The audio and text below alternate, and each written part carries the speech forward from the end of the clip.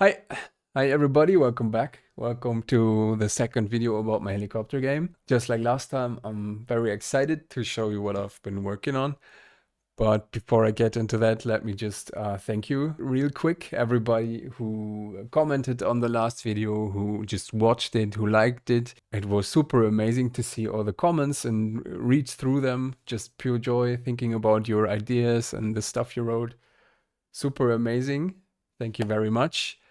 I would have never expected the video to perform this well. I thought maybe I'd get 100 views at best, but as of now, it is almost at 5K views, which is amazing for me for the first proper YouTube video I ever uploaded. Thank you very much. Please continue like this. Okay, let's get into my game. So in the last video, I already showed you this little guy, the missile Sentry. It wasn't finished, but I did finish it. And it works now. It has all the effects and all the sounds and all the functions it needs. So last time it was just looking at the player plus its velocity and shooting the rockets, but it had no hitbox and you couldn't damage it and stuff.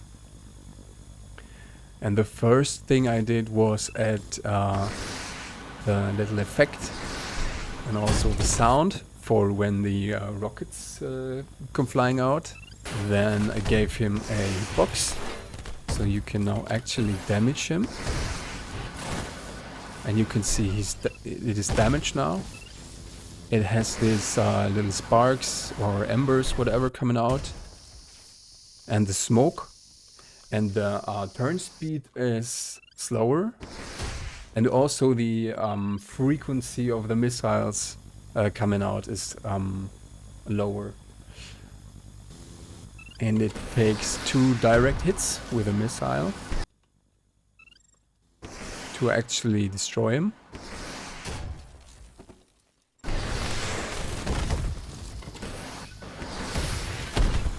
Like this. Let me just show you the explosion again. It's a little fight every time. Ooh, and not easy as well. But that's how it's supposed to be, right? So hit him once, he's slower, hit him twice. Boom. And I'm super proud of the explosion. I think it looks really cool. The way I achieved it is as soon as it reaches 0 HP, the mesh of the missile storage thing is disabled, so it's not visible anymore, and so are the little rockets in it and stuff. Obviously, it can't shoot when it is destroyed. I've made 4 different debris models like this and some metal plate and this thing, and these are instantiated at the position of the turret plus a random offset, and then pushed by the explosion depending on their offset. So they fly in every direction randomly. And for some, I added these fire particles. So some of the debris is burning. And as you just saw in the explosion, some of it has the smoke from the explosion, but coming out in a trail, so it leaves this smoke trail. What's new as well is the searchlight of the turret being activated when you enter the range. The beep beep sound when you enter and exit the range of the turret is new as well. I think it works. It is a good indicator for, okay, you have to be careful now. But my girlfriend said it is too cute. The sound might be too cute for how dangerous the turrets are. And she felt like she didn't want to hurt them anymore after I added this sound effect. Yeah, so that is everything for the missile turret, missile sentry, whatever. So the next thing I wanted to do is rework the Ricochet system, because as you saw in the last video, the ricochets were just particles and they didn't do much, and also the angle wasn't quite right.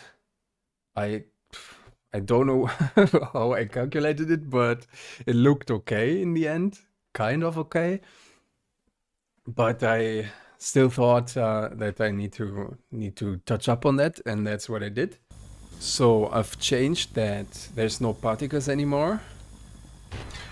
The ricochets are now the actual bullets, just being bounced off of the metal platform, which is pretty cool.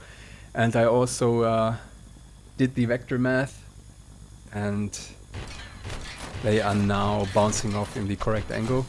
As you can see, when I shoot in a flat angle, they bounce off in a flat angle, like it should be. And steep angle equals a steep angle. They even can bounce multiple times. I added a max bounce value, which currently is 5, so they can bounce off 5 times. And they even bounce off the helicopter and the turret, only when the angle is flat enough, of course. I think I can use it for some puzzles later on, where you have to shoot around corners. I just think it's pretty cool. It looks cool, feels cool.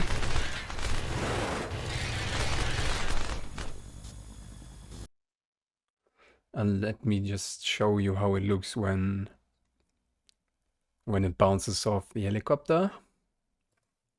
So when I raise this value to maybe like 200, the bullets will bounce more easily. And you could do stuff like this, which is super fun. The angle is... this is too steep for them to bounce off. Okay. But yeah, here you can see how the angle changes. Pretty cool. It's fun, I have to admit it's fun doing this. Maybe I have to add this in some kind of special level, or maybe add special bullet that bounces more easily than the normal bullets. But let me set this to 140 for now. Okay, next thing I worked on was the cannon Sentry, which is over here. Yeah, just like or the other stuff, just like the last turret, I modeled this one in Blender. I even recorded parts of it, so you can now see how I made it. Obviously in fast forward. But yeah, this is the second enemy type, and it has a range just like the other turret, just like the other Sentry, and if you enter it, it will look at you. But only when the line of sight is not obstructed. And then it will shoot, but not rockets. It will shoot the bullets. It will even shoot at the missiles. So it's not too easy to hit it. You can see it does a pretty good job. But it still is not perfect. I worked a long time on it to get the math right, to get the cannon Sentry to shoot a missile and hit it even if it is moving very fast. It still is not perfect, but good enough, I think. It does a pretty good job. And yeah, I mean, you still need to have a chance to hit it, right? So I think it's okay, at least for now. At super high speed, like this, it can't react, so it's not working. And as you just saw, when you hit it once, It is also damaged, has the sparks in the smoke. It will turn slower and shoot slower. But it still packs a punch though. And same here, when you destroy it, it explodes, instantiates the debris parts, and it looks pretty cool. Yeah, the debris parts even react to explosions and shockwaves in the area. And if they happen to fall right in the middle, you can even shoot them with a cannon, and the ricochet will come off, and the debris part will spin and fly around. These are the 2 enemy types I have as of now. Looks so cool. Okay, on to the next new thing, which is the plants. I showed you in the last video that as soon as the helicopter is flying or hovering above the plants, they wiggle and sway, but it was just an animation. I animated them in the animation player and just told them to start the animation when the helicopter is in range. And I reworked the whole plants. So now it is not an animation. I used the same noise texture I use for the camera shake and camera wiggle, or the camera sway you see right now. So they wiggle around randomly, and it is not just starting when the heli is in range. I coded them to wiggle harder when the helicopter is close, so the amount of wiggle to the rotation is multiplied by a factor based on the distance from the plant to the player helicopter. You can see it here. And I think it looks so much better. So they slowly start the wiggling when you come close. You could see it here to the left, and it gets stronger and stronger. When you go up, it gets less again. And when you fly past them, it seems just way more natural. That's the new stuff I added. Obviously, there was a lot of bug fixes and reworking code and redoing stuff and doing it better and more efficient, because it seems like I have learned in the past few months. So I redid some of the older code and simplified it. Still, it's not the best code ever, I believe, but we are slowly getting there. Okay, guys, before I end this video, I wanted to talk about a few more topics. First one is textures and sound. So because I started this project as just a personal project for me to learn Godot, I just took some of the sounds from freesound.org. Maybe you know that website, and there are different kinds of licenses for the sounds. So some people put in Creative Commons, and then you can just take the sound and do whatever you want with it, even use it in a commercial project like my heli game is turning into.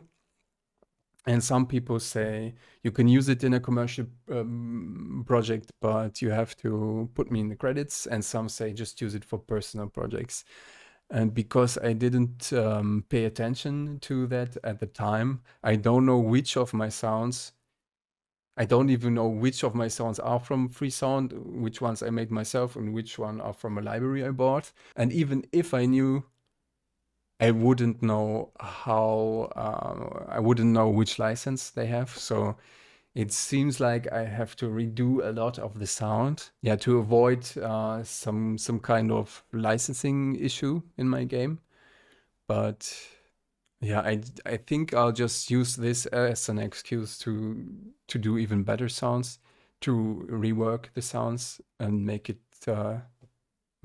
just cooler. And the same goes for the textures. You may have noticed that I have exchanged the background texture. because yeah, same here. I just I just took some pictures from the internet and used them to make my textures. The resolution is obviously extremely low, so it doesn't even look like the original textures anymore because I edited it as well and painted over it and put other textures on top and painted over that and stuff. So it looks nothing like the original textures, but yeah, I don't know if I'm allowed to use them, so I redo most of the textures as well. I painted some, like the helicopter and the landing platform, but the stones and the floor and crates and stuff I will need to redo, but that's okay. I'll just do cooler textures. Next topic is the game's name. I feel like the time has come to give this project a real name, but I can't, for the love of God, decide on a name. The working title I had for this game was Heli Hero, but that sounds just too cheesy and like a weird mobile game. I don't know, I don't like it as an official title. I have one cool name. It is Fenestron. And Fenestron just means that the tail rotor of a helicopter is built into the body like this. So an enclosed tail rotor is a Fenestron, which is a cool word, I think, a cool name for a game. But as it turns out, Fenestron is a trademarked word by Airbus helicopters, so I can't use it for my game. I then thought about maybe just changing it up a bit. Maybe call it Fenestrom with an M, or Fenestorm, Fenestrom, something like this. It's a cool word, maybe cool name, I think. But it also, if you don't know about helicopters and don't know that the built-in tail rotor is called Fenestron, you wouldn't know what the game is about. And I still kind of wanted to be something like heli or helicopter, copter maybe in the name, so people can find it and people know, oh, okay, I want to find a helicopter game, I want to play a helicopter in a game. They just type copter, helicopter in Steam, and this pops up somewhere in the list of 10,000s of games. I don't know, but still it is in there. No one would ever search for Fenestron. A friend of mine visited a few days ago, and he told me that I could name the game Helicopter, which is kind of funny because Höhle is the German word for cave, but it feels odd in a way. I mean, it's funny and it has copter in it, but that led me to the idea that I could, yeah, maybe just call it something like cavern copter or cave copter. It also sounds a bit like a mobile game, sounds a bit cheesy, but I think it gets the job done. What do you think? So last thing I wanted to talk about is money, funding for the game, because I really, really want to keep working on it and finish it and release it. And to do that, I just need some money to pay rent, to pay for food. So I thought about ways to fund it. The first thing I thought about was a funding from like an institution or something, because I saw a devlog of 2 other indie game devs, and they got funded, got supported by Film- und Medienstiftung NRW, which is super cool for them. I thought maybe I would show them my game and ask for funding and see what they think of it.